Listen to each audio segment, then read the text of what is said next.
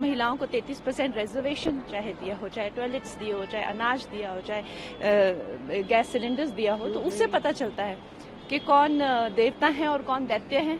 जो महिलाओं का अपमान करते हैं उनको जो है इस तरह से सरेआम जो है मेरा घर तोड़ा गया, गंदी गंदी गालियां मुझे दी गई। कुछ मूर्खों के इकट्ठे हो जाने से देश के टुकड़े नहीं हो सकते।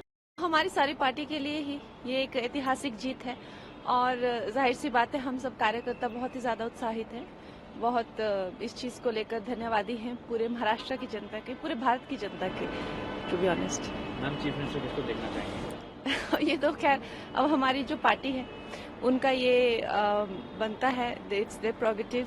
और हम लोग तो खैर, जो मैं हमेशा कहती हूँ कि हमारी जो पार्टी है उनकी जो आइडियोलॉजी है वो सबकी एक से बढ़कर एक हमारे पास नेतृत्व के लिए लोग हैं। तो उद्धव ठाकरे की इतनी बुरी तरीके से हार होगी, आपको ये उम्मीद थी? ये मुझे उम्मीद थी, क्योंकि मुझे लगता है कि अगर आप देखें इतिहास गवाह है, और मेरे काफी रील भी वायरल हो रहे हैं कि हम दैत्यों को और देवताओं को कैसे पहचानते हैं। जो महिलाओं की इज्जत उतारते हैं वो उसी श्रेणी के होते हैं, दैत्य ही होते हैं। और जो महिलाओं को सम्मान देते हैं, आज हमें अगर महिलाओं को 33% रिजर्वेशन चाहे दिया हो, चाहे टॉयलेट्स दिए हो, चाहे अनाज दिया हो, चाहे गैस सिलेंडर्स दिया हो, तो उससे पता चलता है कि कौन देवता है और कौन दैत्य है। तो दैत्यों का वही हुआ जो होता है हमेशा, उनकी हार हुई।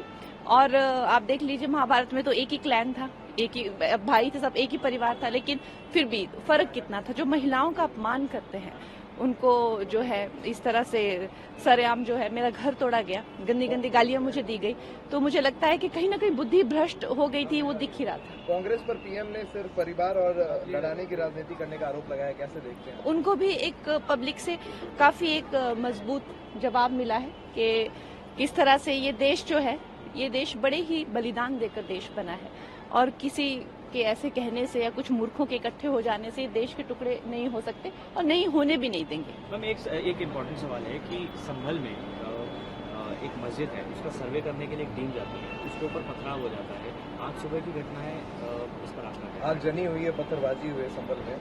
तो इससे हमें साक्षात देखने को मिलता है कि एक हैं तो नेक हैं, अगर बटेंगे तो कटेंगे। आप देख सकते हैं कि किस तरह की सिचुएशंस हमारे देश में ऐसे ऐसे एरियाज भी हैं जहां पे जाना ही अलाउड नहीं है इवनिंग के बाद।